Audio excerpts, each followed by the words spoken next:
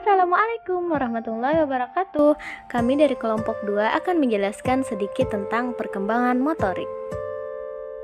Definisi perkembangan motorik yaitu berasal dari kata motor yang merupakan suatu dasar biologis atau mekanika yang menyebabkan terjadinya suatu gerak. Gerak sendiri adalah kulminasi dari suatu tindakan yang didasari oleh proses gerak motorik. Menurut Herlep, perkembangan motorik adalah perkembangan pengendalian gerakan jasmani melalui kegiatan pusat syaraf, urut syaraf, dan otot yang terkoordinasi. Unsur yang membentuk perilaku gerak motorik yaitu otak, saraf, otak. Ketiga unsur tersebut muncul terbagi menjadi dua bentuk, yaitu yang pertama adalah motorik kasar yang melibatkan otot-otot besar, saraf, dan otak. Kemudian yang kedua yaitu motorik halus yang melibatkan otot-otot kecil, saraf, dan otak. Lalu, perkembangan motorik sangat dipengaruhi oleh organ otak, karena otaklah yang mengendalikan setiap gerakan yang dilakukan anak. Semakin matang perkembangan sistem saraf otak yang mengatur otot, kemungkinan berkembangnya kompetensi atau kemampuan motorik anak. Tokoh-tokoh yang mengkaji tentang perkembangan anak. Beberapa tokoh mengkaji dan memberikan pendapat mereka secara luar biasa terkait dengan perkembangan motorik anak. Seperti Muspiro, Janet, Arthur Geisel, Harlow, Sugiono, dan Dario. Menurut Vygotsky, perkembangan anak tidak hanya dipengaruhi oleh biologisnya saja, namun juga dipengaruhi oleh lingkungannya. Esther Telen. Anak membangun keterampilan motorik untuk mempersepsi dan beraksi.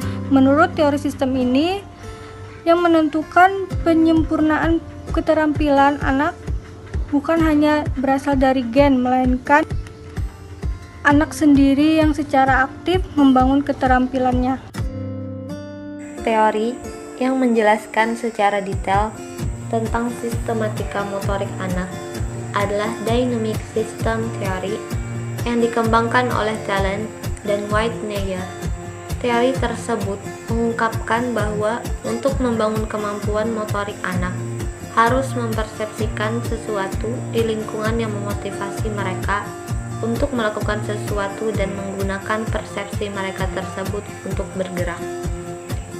Teori tersebut pun juga menjelaskan bahwa ketika bayi dimotivasi untuk melakukan sesuatu, mereka dapat menciptakan kemampuan motorik yang baru. Kemampuan baru ini merupakan hasil dari banyak faktor, yaitu perkembangan sistem syaraf, kemampuan fisik yang memungkinkannya untuk bergerak, keinginan anak yang memotivasinya untuk bergerak, dan lingkungan yang mendukung pemerolehan kemampuan motorik.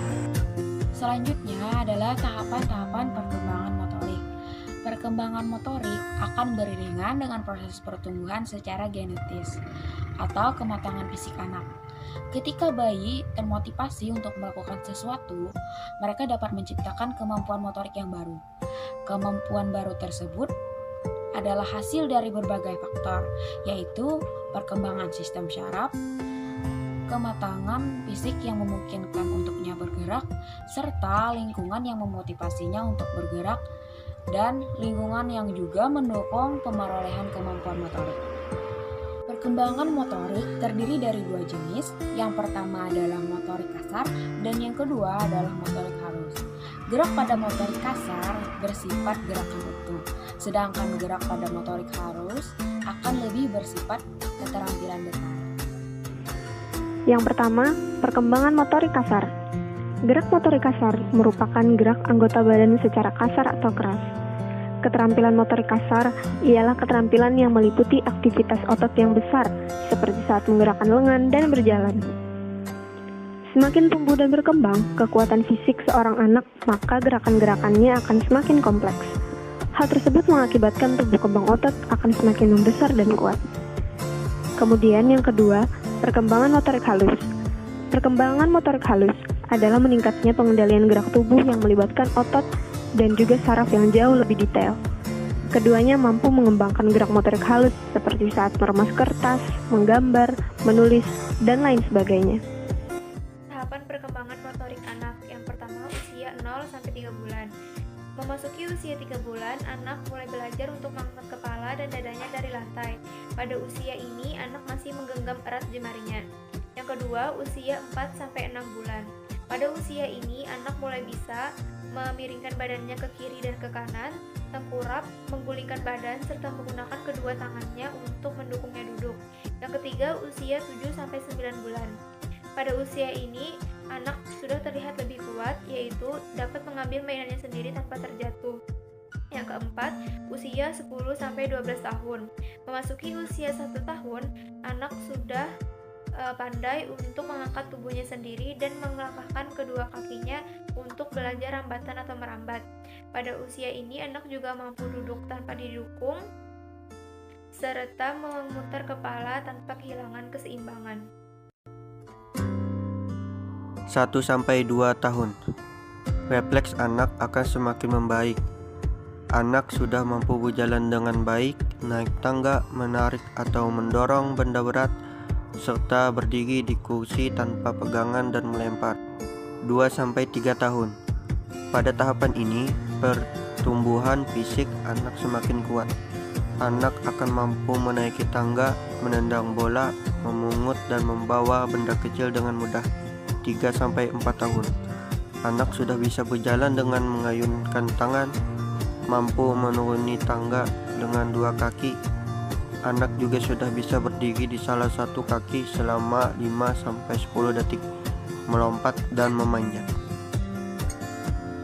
Perkembangan fisik sangat berkaitan erat dengan perkembangan motorik anak. Motorik merupakan perkembangan pengendalian gerakan tubuh melalui kegiatan yang terkoordinir antara susunan saraf, otot, otak, dan spinal cord.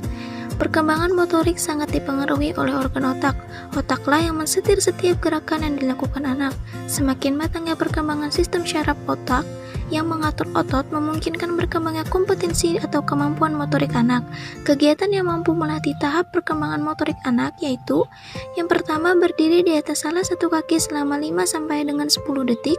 2. Berdiri di atas kaki lainnya selama beberapa saat. 3. Menaiki dan menuruni tangga dengan berganti-ganti dan berpegangan pada pegangan tangga. 4. Berlari berputar-putar tanpa kendala. 5. Melompat ke depan dengan 2 kaki 4 kali. 6. Melompat dengan salah satu kaki 5 kali. 7. Melompat dengan sebelah kaki lainnya dalam satu lompatan. 8. Menendang bola ke belakang dan ke depan dengan mengayunkan kaki. 9. Menangkap bola yang melambung dengan mendekapnya ke dada. 10. Mendorong, menarik, dan mengendarai mainan beroda atau sepeda roda 3. 11. Mempergunakan papan luncur tanpa bantuan. 12. Membangun menara yang terdiri dari 9 atau 10 kotak. 13. Menjiplak garis vertikal, horizontal, dan silang. 14. Menjiplak lingkaran. 15. Mempergunakan kedua tangan untuk mengerjakan tugas. 16. Memegang kertas dengan satu tangan dan mempergunakan gunting untuk memotong selembar kertas berukuran 5 inci persegi menjadi 2 bagian. Faktor-faktor yang mempengaruhi perkembangan motorik.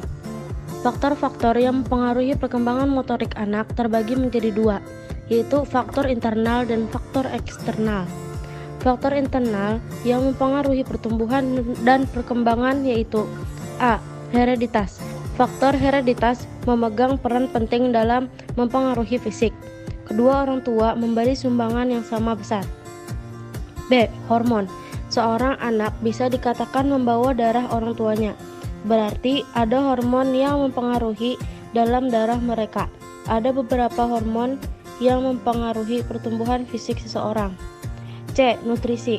Hasil penelitian membuktikan bahwa nutrisi paling penting bagi bayi terdapat pada ASI, air susu ibu. Faktor eksternal yang mempengaruhi perkembangan fisik anak diantaranya: 1. Kematangan. Kematangan atau maturity adalah kesiapan fungsi-fungsi baik fisik maupun psikis untuk melakukan aktivitas tanpa memerlukan stimulus dari luar. 2. Perbedaan jenis kelamin. perbedaan jenis kelamin akan tampak dalam berbagai kegiatan pada usia 2-5 tahun. Umumnya, anak perempuan lebih pada keterampilan keseimbangan tubuh seperti lompat tali yang merupakan perkembangan motorik halus. Adapun pada anak laki-laki lebih pada keterampilan melempar, menangkap, menendang yang merupakan perkembangan motorik kasar. 3. Kondisi waktu lahir.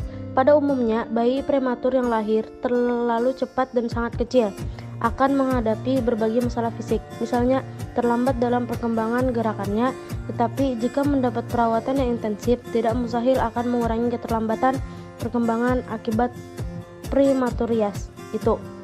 4. Nutrisi. Akibat bila seorang anak kurang gizi, yaitu anak akan menjadi lemah dan kurang berminat untuk bermain. Selain itu, anak juga mudah tersinggung, pemurung, dan kadang gugup. 5. Penyakit. Anak yang sakit berat dan lama akan terlambat pertumbuhannya. Hal ini disebabkan karena kegiatan yang menurun, perubahan pola makan, atau penyakit itu sendiri. Motorik anak perlu dilatih agar dapat berkembang dengan baik. Perkembangan motorik anak berhubungan erat dengan kondisi fisik dan intelektual anak. Faktor gizi, pola pengasuhan anak, dan lingkungan ikut berperan dalam perkembangan motorik anak. Perkembangan motorik anak berlangsung secara bertahap, tetapi memiliki alur kecepatan perkembangan yang berbeda pada setiap anak. Faktor lain yang mempengaruhi perkembangan motorik anak antara lain: 1. Kesiapan anak untuk belajar, baik secara fisik maupun psikis. 2. Motivasi anak untuk belajar. 3. Kesempatan untuk berlatih, dalam hal ini adalah waktu luang. 4. Bimbingan, terutama koreksi diperlukan ketika anak melakukan kesalahan. 5. Setiap keterampilan harus dipelajari secara khusus. 6. Setiap keterampilan harus dipelajari satu persatu. Di samping itu, terdapat faktor-faktor atau syarat-syarat yang mempengaruhi perkembangan motorik anak, yang meliputi 6 persyaratan. 1. Perkembangan usia. 2. Tercapainya kematangan organ-organ fisiologis. 3. Kontrol kepala. 4. Kontrol tangan. 5. Kontrol kaki. 6. Lokomosi, kemampuan untuk bergerak atau berpindah dari satu tempat ke tempat yang lain. Pengaplikasian dan stimulasi perkembangan motorik. Perkembangan motorik anak bisa dipantau dengan melakukan suatu tes. Tes yang dilakukan untuk memantau perkembangan motorik adalah tes Denver. Tes ini membagi perkembangan anak menjadi 4, yaitu perkembangan personal sosial, perkembangan bahasa, perkembangan motorik kasar, dan perkembangan motorik halus adaptif. Perkembangan bayi akan diamati setiap 1 bulan sekali. Adapun balita, atau tepatnya setelah menginjak usia 2 tahun ke atas, cukup 3 bulan sekali. Tes Denver merupakan checklist untuk mempermudah pemantauan akan perkembangan anak. Apakah anak sesuai dengan perkembangan usianya saat itu atau tidak? Beberapa hal yang bisa dilakukan untuk menstimulasi perkembangan motorik anak sebagai berikut. Yang pertama, memberikan kesempatan belajar anak untuk mempelajari kemampuan motoriknya agar ia tak mengalami kelambatan perkembangan. Kedua, memberikan kesempatan mencoba seluas-luasnya agar ia bisa menguasai kemampuan motoriknya. Ketiga, memberikan contoh yang baik karena mempelajari dan mengembangkan kemampuan motoriknya lewat cara meniru. Si kecil perlu mendapat contoh atau model yang tepat dan baik. Keempat, memberikan bimbingan karena meniru tanpa bimbingan tak akan mendapatkan hasil optimal. Ini penting agar ia mengenali kesalahannya. Kelima, penggunaan KSM atau Kartu Menuju Sehat yang bisa memantau perkembangan motorik anak secara praktis untuk melihat apakah anak berkembang sesuai dengan tahapannya atau tidak. Yang selanjutnya yaitu keterampilan gerakan kasar. Keterampilan koordinasi motorik kasar meliputi kegiatan seluruh tubuh atau sebagian tubuh. Keterampilan koordinasi motorik kasar mencakup ketahanan, kecepatan, kelenturan, ketangkasan, keseimbangan, dan kekuatan. Keterampilan motorik kasar dapat dibagi 3 kelompok, yakni keterampilan lokomotor, keterampilan non-lokomotor, dan keterampilan manipulatif. Selanjutnya yaitu keterampilan gerakan motorik halus. Keterampilan motorik halus menyangkut koordinasi gerakan jari-jari tangan dalam melakukan berbagai aktivitas, diantaranya dapat menggunakan gunting untuk memotong kertas, dapat memasang dan membuka kancing dan resleting, dapat menata kertas dengan satu tangan, sementara tangan yang lain digunakan untuk menggambar, menulis, atau kegiatan lainnya, dapat memasukkan benang ke dalam jarum, dapat meronca manik-manik, dapat membentuk dengan plastisin, dapat melipat kertas untuk dijadikan suatu bentuk. Terakhir, pengalaman dan ingatan.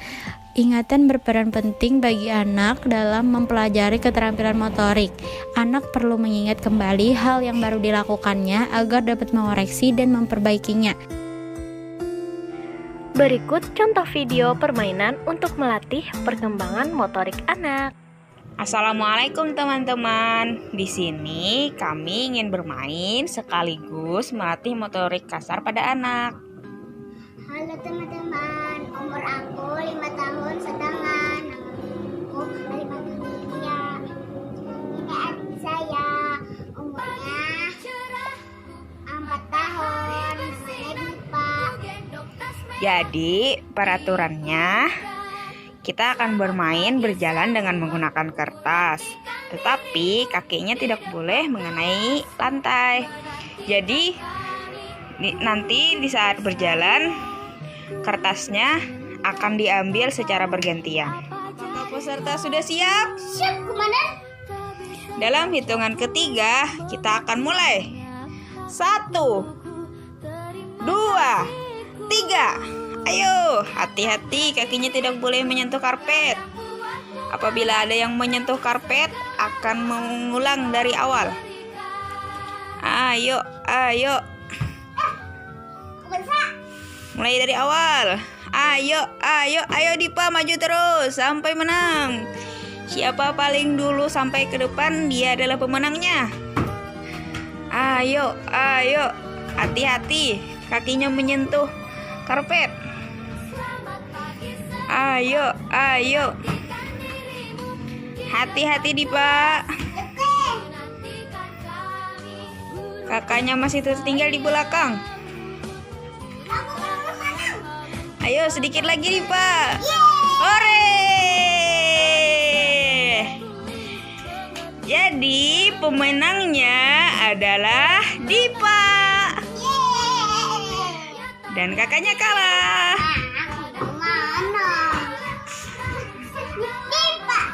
Oke, terima kasih teman-teman. Sekian video presentasi dari kami. Salah dan hilapnya kami mohon maaf. Wassalamualaikum warahmatullahi wabarakatuh.